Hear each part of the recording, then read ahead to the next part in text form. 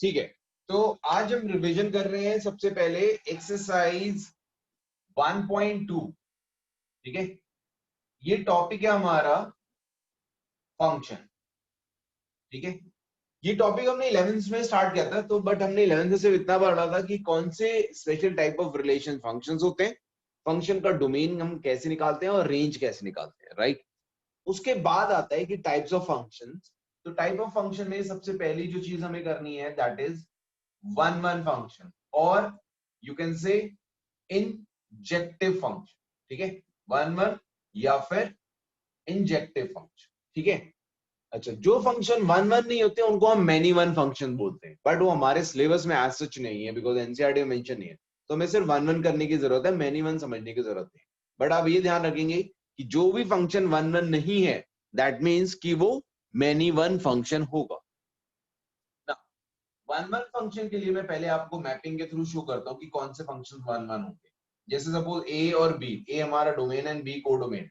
Values अगर suppose 1 2 3 4 5 यहाँ पे कुछ भी ले लिया हमने, A B C D E कुछ भी वैल्यू, वन डालने में सपोज बी आ रहा है, इस तरीके से वैल्यूज आ रही है अलग अलग। ठीक है ना, मतलब डिफरेंट डिफरेंट डोमेन के लिए डिफरेंट को डोमेन्स है। दैट मीन्स कि this function is one one function. कौन सा वन वन फंक्शन नहीं होगा? सपोज किसी दो वैल्यूज के लिए सेम आंसर आ गया, सपोज 1 2 3 है, वन डालने पे भी ए आ गया और टू डालने पे भी आ गया, दो डिफरेंट वैल्यूज के लिए सेम आंसर आ गया, therefore it is not an one one function. तो वन वन के लिए एक वैल्यू के लिए एक ही इमेज होनी चाहिए। ओके, ये तो हमने मैपिंग से बता दिया। इन जनरल टर्म्स हम कैसे प्रूव करते हैं?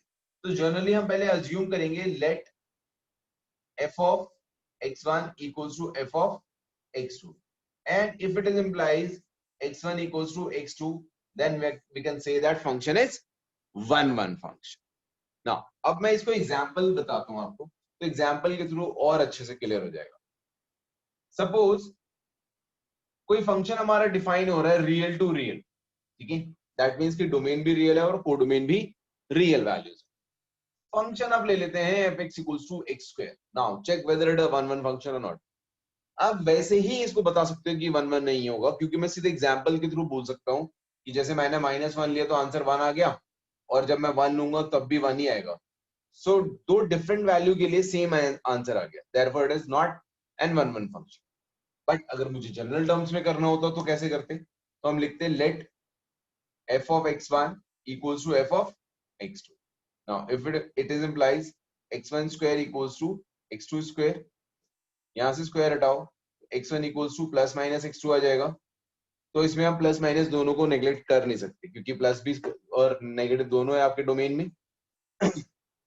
तो वन वन की कंडीशन ये थी कि x1 equals to x2 आना चाहिए, but x1 equals to plus minus x2 आ रहा है, therefore it is not one one function.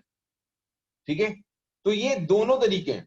अगर आपको सीधे एग्जाम्पल स्ट्राइक कर रहे हैं तो आप एग्जाम्पल दे देंगे, अगर आपने ये किया तब भी आपको एग्जाम्पल देना ही पड़ेगा, बिकॉज अगर स्टेटमेंट नेगेशन है, लाइक नॉट वन वन आप बोल रहे हो, तो आपको काउंटर एग्जाम्पल देना कंपलसरी है, वो आपको देना ही पड़ेगा।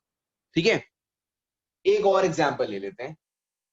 अब अगर मैं बात करूं कि फंक्शन है हमारा natural to natural, same question है f(x equals to x square.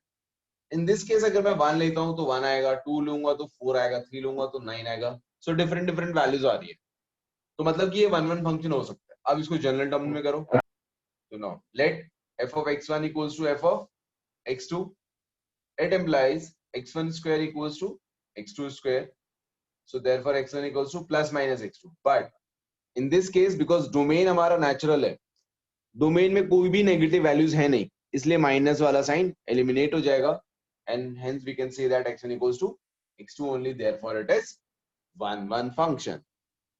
Clear है? समझ में आया?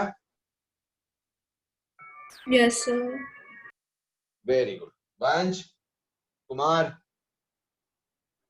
हाँ सर आ गया। Very good.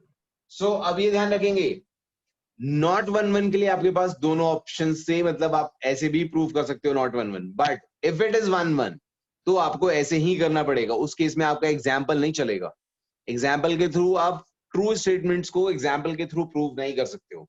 हाँ, जो स्टेटमेंट फॉल्स स्टेटमेंट्स हैं तो उसके लिए काउंटर एग्जाम्पल की तरीके से यूज कर सकते हो, या इसी के बेसिस पे आप बोल भी सकते हो कि फंक्शन नॉट वन। उस केस में आपको ये भी करने की जरूरत नहीं है, ठीक है ना।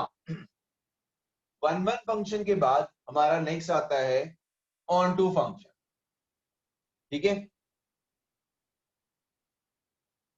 अरे onto function, onto और you can say surjective function, ठीक है।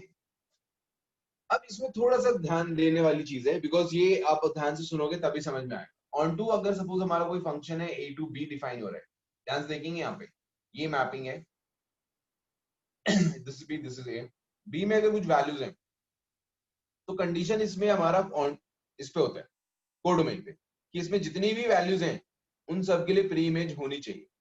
इसमें कोई भी एलिमेंट खाली नहीं रहना चाहिए। अगर इसमें एक भी एलिमेंट ऐसा है जो किसी का प्री इमेज नहीं है तो ये function not an onto हो जाएगा।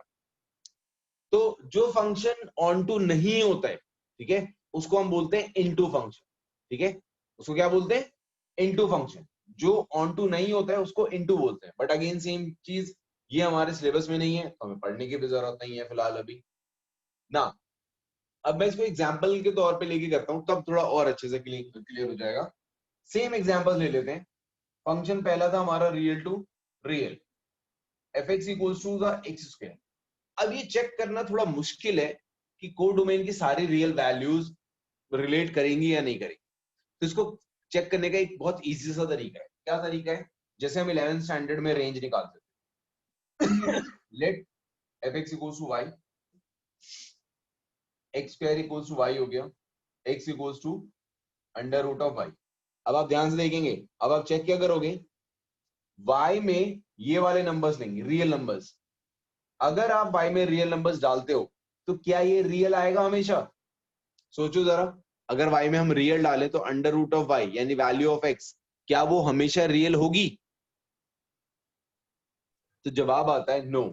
For all values of y belongs to r, x does not belongs to r।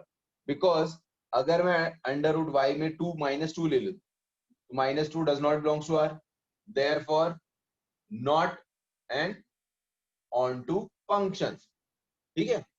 तो हमेशा क्या ध्यान रखना पड़ता है, for all values of b x is always belongs to a, ठीक है।